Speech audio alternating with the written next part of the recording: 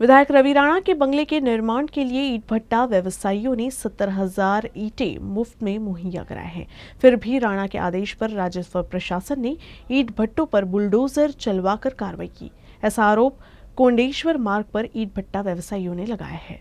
सरकारच्या नियमानुसार दरवर्षी पैसे भरत आहो, तरी माझा आज इथे सर्व कच्च्या पक्क्या मालाचं सर्व नुकसान झालं आहे। माझ्या सर्व राहणाऱ्या मजुरांचं सर्व झोपड्या तोडून उन्हात आहेत।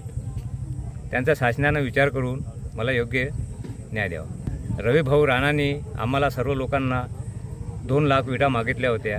त्यापैकी सर्व लोकांनी 70,000 विटा तिथे पाठवल्या। त्यापैकी मी 4,000 विटा मी एकट्यानेच पाठवल्या आहे।